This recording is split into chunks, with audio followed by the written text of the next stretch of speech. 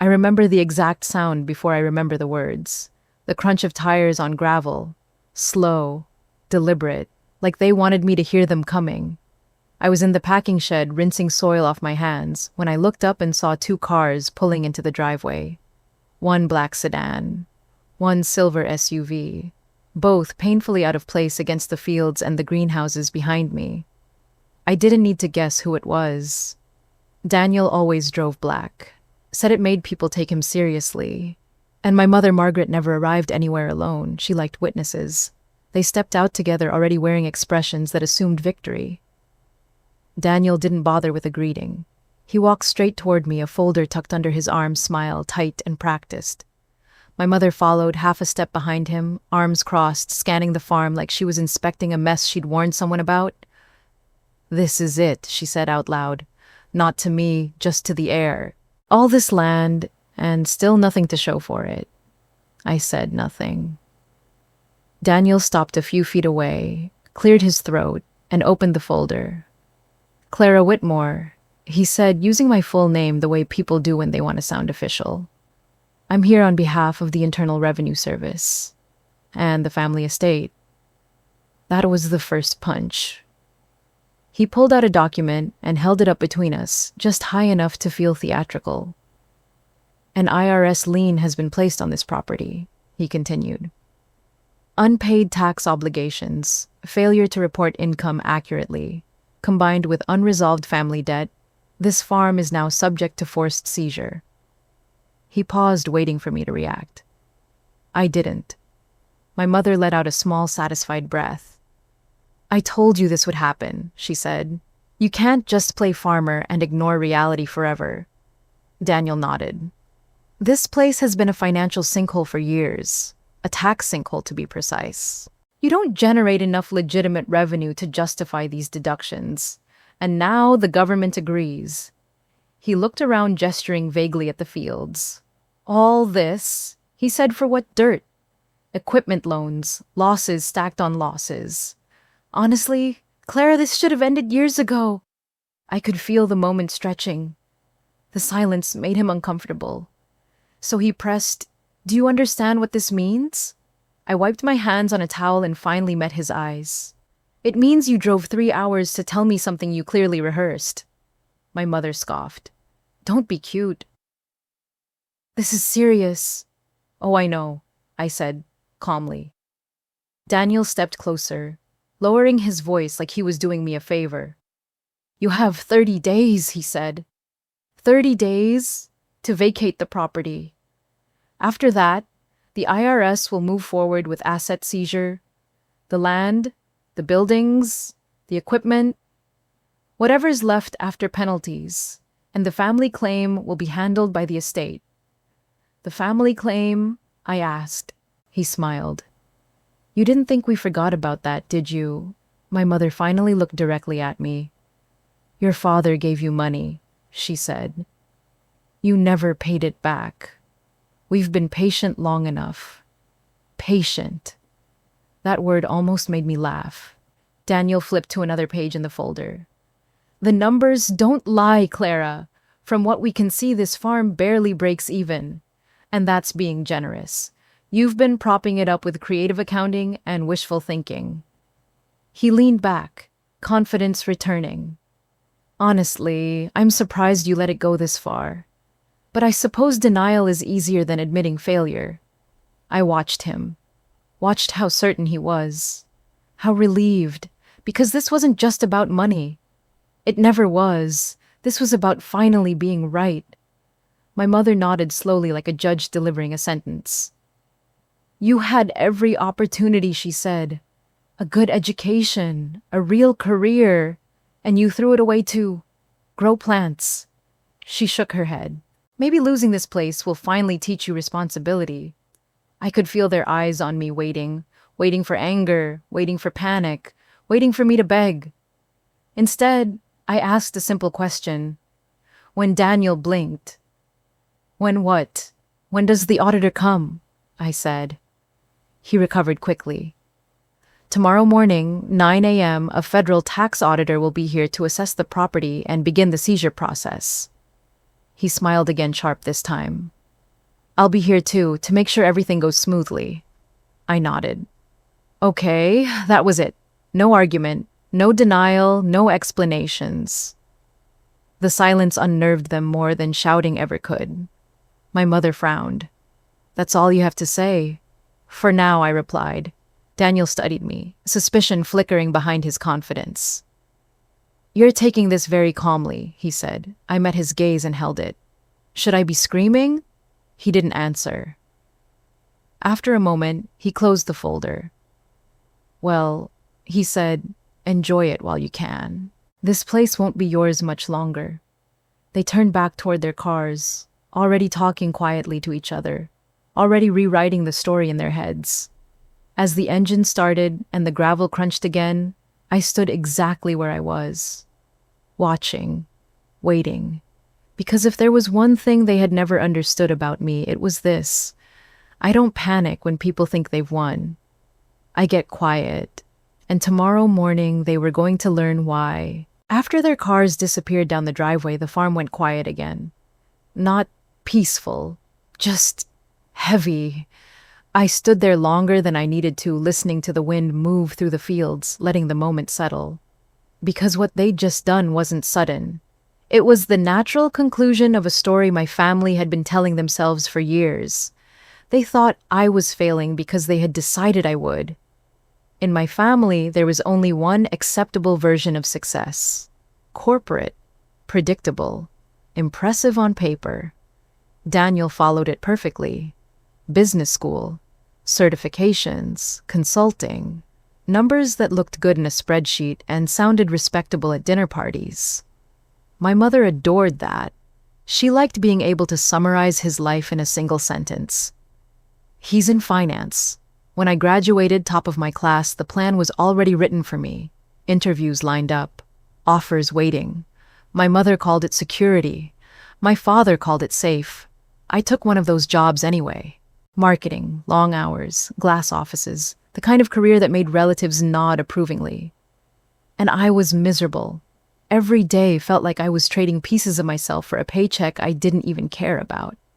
I spent my weekends driving out of the city, wandering farmers markets, talking to growers, asking questions I couldn't explain to anyone at home. When I finally told them I was quitting, my mother thought I was joking. When she realized I wasn't, she cried. Not because she was worried about me, because she was embarrassed. My father was the only one who didn't try to stop me. He didn't understand farming, but he understood conviction. He told me to be smart, to keep records, to build something real. A year later, he was gone. Everything changed after that. My mother took over the finances, the accounts, the narratives. She decided what the family knew and what it didn't. Daniel backed her up, not because he'd checked the facts, but because it fit the version of me they were already comfortable with. The daughter who made a reckless choice. The daughter who had come crawling back. I didn't. The first 2 years on the farm were brutal. I lost crops. I learned the hard way. I reinvested everything. There were months I slept 4 hours a night and ate whatever I could grab between tasks. From the outside, it probably looked exactly like what they expected. Struggling, barely hanging on, so I let them believe that. I never sent updates, never defended myself, never corrected their assumptions. When my mother asked vague questions about how things were going, I gave vague answers. When Daniel offered unsolicited advice about exit strategies, I thanked him and changed the subject. I never talked about revenue, never talked about contracts, never talked about growth. Not because I was ashamed, because I didn't need their approval to build my life, and because privacy was part of the business. The people I worked with valued discretion. They didn't want their names floating around family gossip or dinner conversations. So I kept my world small and quiet. My family mistook silence for failure. They saw no social media posts, no flashy signs of success, no lifestyle they recognized. To them, if it wasn't visible, it wasn't real. They never visited, never asked for numbers, never once said, "Show me what you're doing."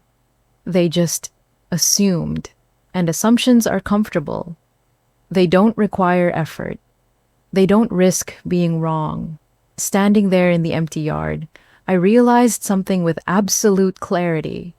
They hadn't come to seize my farm because of debt. They came because in their minds this ending had always been inevitable. And tomorrow, when the auditor arrived, that story was about to fall apart. That night, I didn't sleep. Not because I was scared, because my mind wouldn't stop replaying one sentence Daniel had said, combined with unresolved family debt. He'd slipped it in so smoothly, like an afterthought, like it was obvious, like it had always been there. But it hadn't. The money my father gave me wasn't a loan. There were no repayment terms, no interest, no timeline, no paperwork. Just a quiet conversation at the kitchen table and a check with a note that said, "Build something that lasts." Daniel knew that. Or at least, he should have. By morning, the sun was barely up when I heard another car on the gravel. I already knew it was him. He liked to arrive early, to control the tone of the room. Daniel stepped out with the same folder from the day before, same suit, same confidence, like the outcome was already settled. Before the auditor gets here, he said, "Walking toward me, we need to clarify the family debt portion of this." I didn't invite him inside. We stood outside, the air still cool, the farm quiet. "What debt?" I asked. He opened the folder and pulled out several neatly stapled pages. "The initial capital your father provided," he said. $35,000, classified as a family investment. Unpaid, accrued. He handed the papers toward me. They looked perfect. Too perfect. Typed agreements. Clean formatting. Dates lined up just right. Even a signature that looked like my father's scanned and inserted at the bottom. I stared at it, not touching it. "You're saying Dad loaned me that money," I said. Daniel nodded.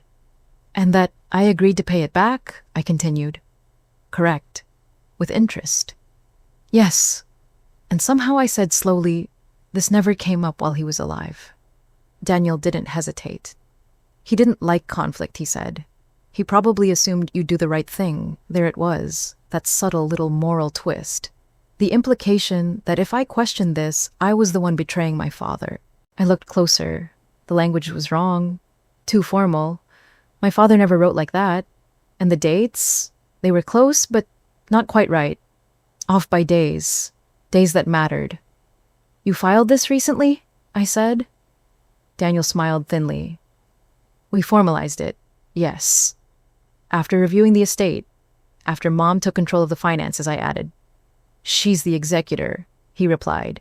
"Everything is above board." I finally took the papers from him. They smelled like toner and confidence. "Not truth. What happens?" I asked. "If I dispute this?" Daniel shrugged. "Then it goes to court, along with the IRS issue. That gets expensive fast." He leaned in slightly. "I'm trying to help you, Clara. If you cooperate, maybe we can work out a payment plan. Salvage something." Salvage, like the farm was already wreckage. I looked up at him. "Do you actually believe this?" I asked. He paused, just for a fraction of a second. "I believe the documentation," he said. That was when I knew. This wasn't about recovering money. This was about leverage, about creating pressure from every direction at once until I broke. Daniel turned to leave confident again. "I suggest you think carefully," he said. "Once the auditor starts digging, things get very complicated." As he walked away, a name surfaced in my mind. Evelyn Hart. I hadn't thought about her in years. She'd been my father's assistant. Quiet. Meticulous. The kind of person who noticed everything and spoke only when necessary. She handled his schedules, his personal accounts, his notes. After my father died, my mother fired her within a month. No explanation. Just a severance check and a reminder about confidentiality. At the time, I assumed it was grief, or control, or both. But standing there, holding papers that felt wrong in my hands, I wondered something I'd never asked before. What had Evelyn seen? I went back inside and opened an old email archive. It took a while, but I found it. A short message from years ago, sent after the funeral, unanswered. If you ever need anything, it read I'm here. I stared at the screen for a long time. Then I picked up my phone and typed a single sentence. This is Clara. I think I finally do. I set the phone down just as a car pulled into the driveway again. This one wasn't Daniel's. It was the auditor. And that's when it clicked. That's when the pieces lined up. This wasn't about unpaid debt. It wasn't about taxes. It wasn't even about the farm. This was about control, about rewriting history while assuming no one would challenge it. And that's when I realized something that changed everything. This wasn't about money. It never had been. The auditor was still walking the property when my phone buzzed. One vibration, then another. I didn't check it right away. I kept my eyes on the fields, on the greenhouses, on the life I'd built, while my heart quietly picked up its pace. When I finally looked down, there was a single text. It's Evelyn. I was hoping you'd reach out. For a moment, I just stared at the screen. Evelyn Hart had disappeared from my life the same week my father was buried. No goodbye, no explanation. One day, she was there handling everything with calm efficiency, and the next day, my mother told me she was no longer needed. At the time, I believed the story I was given, that Evelyn had chosen to leave, that she didn't want to deal with the family anymore, that she'd washed her hands of all of us. It was easier to believe that than to question my mother while I was still grieving. I texted back, "Can you talk?" Her reply came almost instantly. "Not on the phone. Too many risks. But I can meet you tonight." That word stuck with me. Risks. As the auditor continued his inspection, my mind drifted backward. I remembered the day my mother fired her. I'd been sitting at the dining room table surrounded by half-packed boxes when Evelyn walked past me with a small cardboard box in her arms. Her face was pale controlled, but her hands were shaking. "I'm sorry," she'd said quietly. "I wish I could explain." Before I could ask anything, my mother appeared in the doorway. "That's enough," she snapped. "You've said everything you're allowed to say." I didn't understand what that meant back then. Now I did. That evening, after the auditor left, I drove into town and parked in a quiet cafe lot just before closing. Evelyn was already there, sitting in her car engine off lights dark. She didn't hug me when I approached. She just looked at me, searching my face like she was trying to decide if this was a mistake. "You shouldn't have contacted me," she said. "I know," I replied. "But you answered anyway."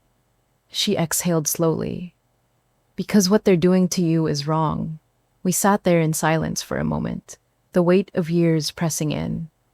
Finally, she reached into the back seat and pulled out a worn leather notebook. "This," she said, "is why your mother fired me." She handed it to me, and I felt the weight of it before I even opened it.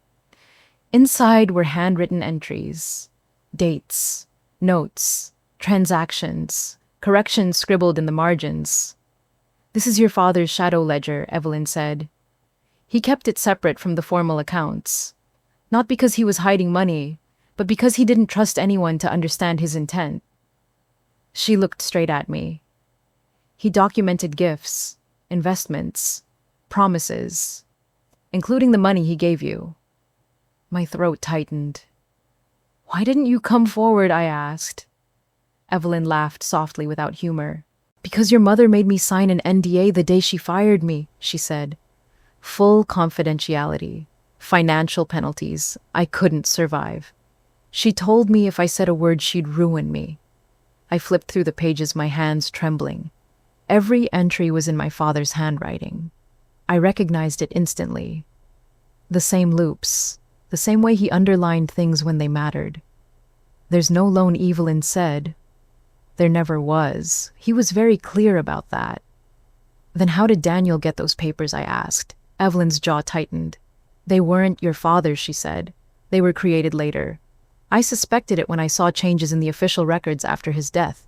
But suspicion isn't proof." She tapped the notebook. "This is proof." I sat back, heart pounding. If I use this, everything would explode. The audit, the estate, the family, and there was no guarantee it would go the way I wanted. I looked at Evelyn. "How do I know you're not playing both sides?" I asked. She didn't flinch. "You don't," she said simply. "All you have is my word and the truth in that book." I stared at the ledger again, feeling the weight of the choice settling in. Trust her and risk everything. Or stay silent and let them take it all. Evelyn met my eyes. "I protected your father's legacy when he was alive," she said.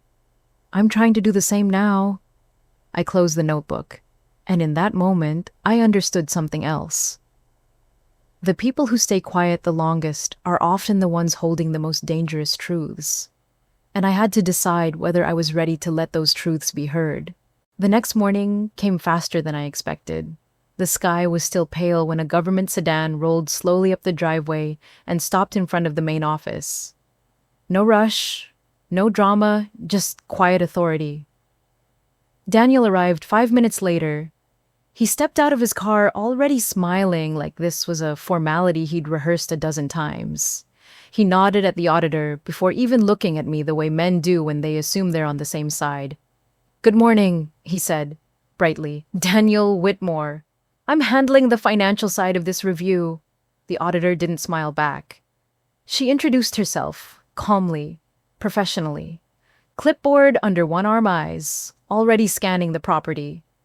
Not impressed, not intimidated, just observant. "I'll need access to all financial records related to the property," she said.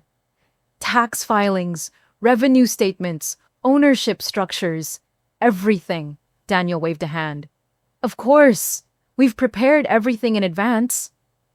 That was his first mistake. He spoke too quickly, too confidently, like someone who believed preparation meant control. We moved into the office and Daniel immediately took the lead. He explained, clarified, interpreted. He talked like the outcome depended on how smoothly he could narrate the story. The auditor let him.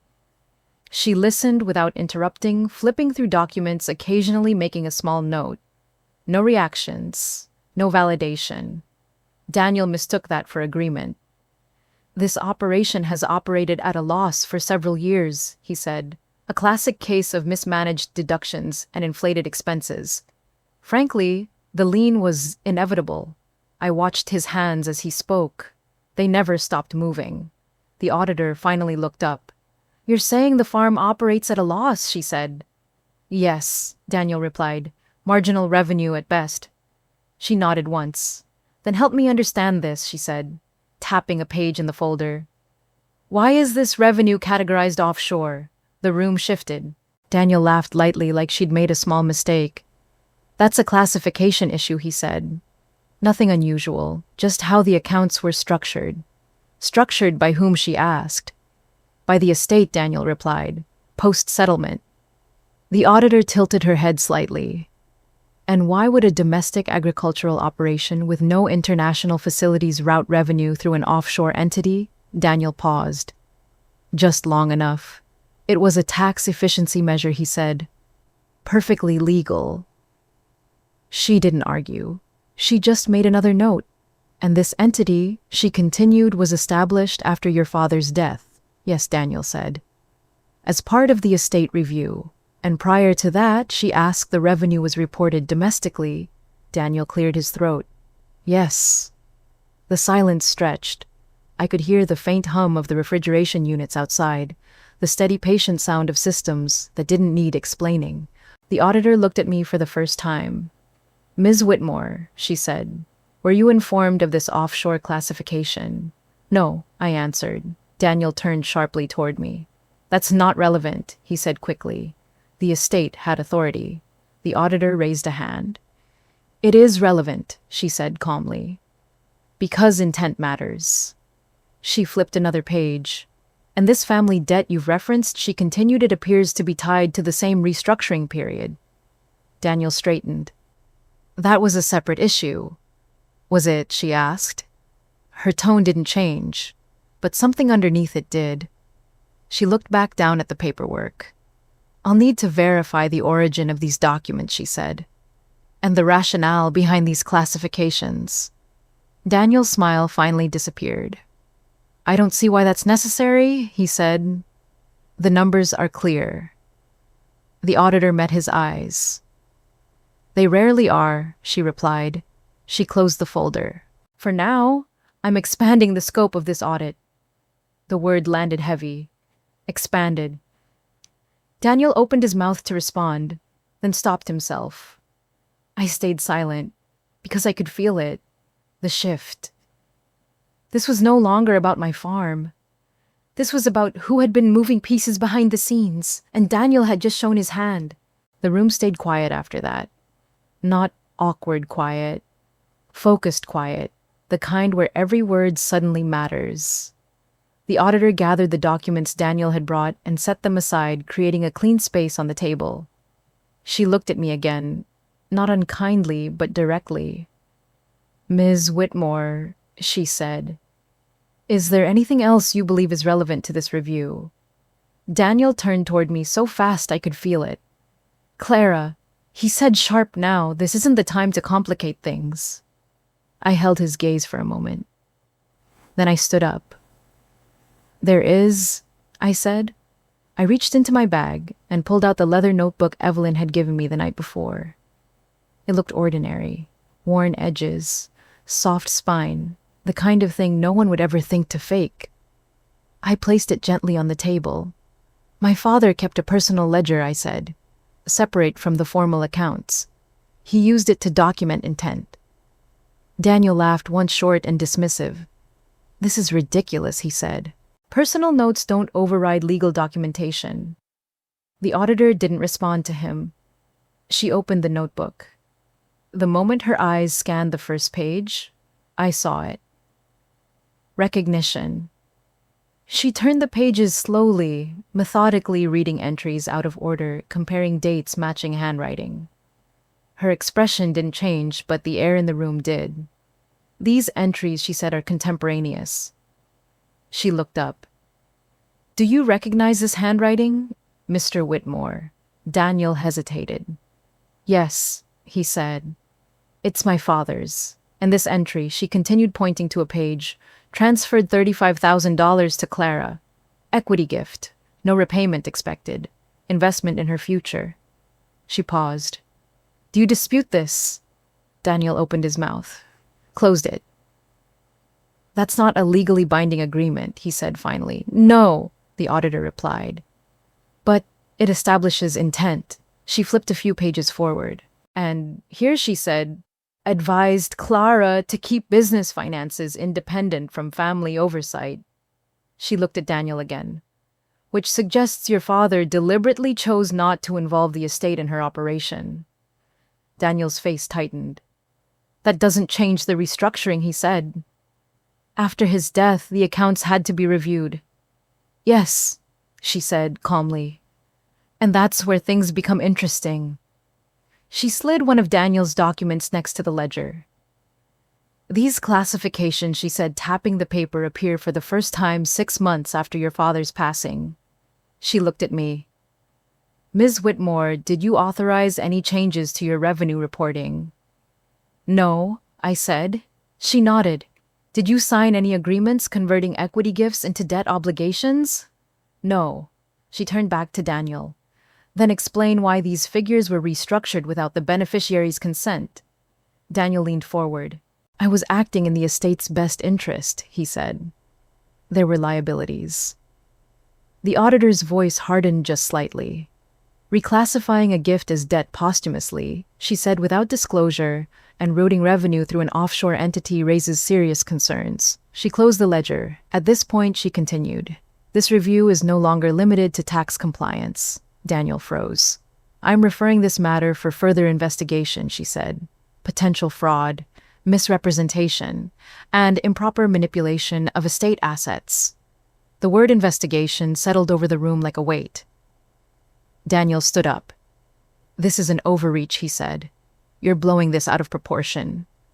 She met his eyes. On the contrary, she said, this is exactly the proportion it deserves. I stayed seated, because this was the moment everything changed. The audit wasn't about my farm anymore.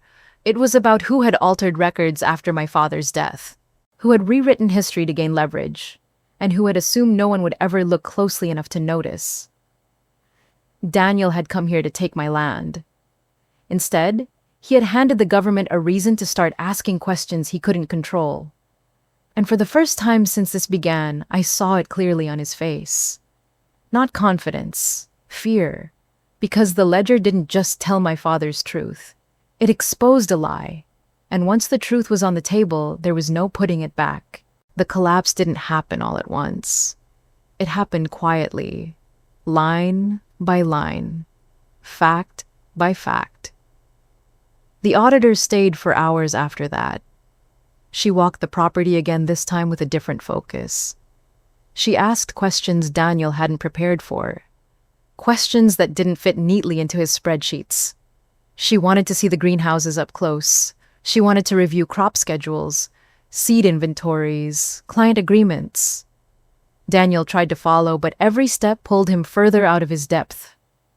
These varieties, the auditor said, standing between two controlled environment houses are not commercially available. They're specialty crops, Daniel replied quickly. Nothing extraordinary. She looked at him. These are proprietary cultivars, she said, developed in-house, protected intellectual property. She made a note. And these contracts, she continued, later flipping through another folder, are exclusive. Yes, I said calmly. Long-term supply agreements. She nodded. Guaranteed minimums, non-compete clauses, premium pricing. Daniel's jaw tightened. That doesn't change the tax exposure, he said. It absolutely does, she replied, because this is not a failing operation. She paused, then said it plainly. This is a high-value agricultural business. The words landed hard. She added it all up in front of us. Not theatrically, not with judgment, just precision. Proprietary crops with documented development timelines. Exclusive contracts with significant penalties for breach. Seed libraries that constituted intellectual property, not inventory. This operation has assets beyond land and equipment, she said. Significant assets. Daniel shifted in his chair. That value was never disclosed, he said. That value was misclassified, she corrected. She looked at him, directly, and in some cases, deliberately obscured. The room felt smaller. She turned another page. Given the scope of this business, she said, the attempted seizure based on alleged debt raises additional concerns. Daniel leaned forward. What are you implying? She didn't raise her voice. I'm stating that misrepresenting the value of assets to support a seizure, she said, while simultaneously restructuring estate records may constitute criminal exposure. The word criminal hung in the air. Daniel went still. This is absurd, he said quietly. I was acting under guidance. Who, she asked. He didn't answer. That's when my mother finally spoke. Daniel, she said, her voice unsteady. What is she talking about? He turned toward her. Mom, this isn't the time. She stood up. No, she said. I think it is. She looked at the auditor. You're saying this farm is valuable? Yes, the auditor replied. Extremely. My mother's face changed. Confusion first, then disbelief, then something like realization. But you told me, she said to Daniel, you told me Clara was losing money, that this place was barely surviving. Daniel avoided her eyes. That was the information I had, he said. No, she snapped. That's what you told me, her voice cracked. I trusted you. The silence that followed was different. Not strategic, not professional, personal. My mother sank back into her chair, her hands trembling. I pushed this, she whispered. I thought I was fixing a mistake. She looked at me then, and for the first time, there was no anger in her eyes, only fear. The auditor gathered her documents. At this point, she said, I am formally escalating this matter. She looked at Daniel one last time. You may wish to retain independent counsel. Daniel said nothing. He just stared at the table, the confidence completely gone. In that moment, everything collapsed. The story he'd built, the leverage he thought he had, the certainty my mother had wrapped herself in. They came to take my farm because they believed it was worthless. What they found was something far more dangerous: proof. And once proof exists, control disappears. I watched my brother sit there trapped by his own numbers, and I watched my mother realize she hadn't been protecting the family. She'd been used, and there was no undoing that. After the auditor left that afternoon, the farm felt different. Not victorious, not relieved, exposed. The truth had been spoken out loud, and once that happens, there's no going back to ignorance. No pretending things are simple again. Daniel stayed. He didn't say anything at first. He just sat there in the office chair staring at the table, like it might give him another answer if he waited long enough. My mother left early. She said she needed air. I didn't stop her. When the door closed behind her, the room fell quiet again. Finally, Daniel spoke. "You don't understand what this could do," he said. "Not just to me, to everyone." I looked at him. To everyone, I repeated. The firm, he said, my staff, people who had nothing to do with this. He looked up at me, then eyes tired, stripped of the arrogance he'd worn so easily before. "If this becomes a full investigation," he continued, "they'll tear through everything. Careers will be destroyed." I believed him, and that was the problem. Because he was right. I had a choice. I could hand over every piece of information I had.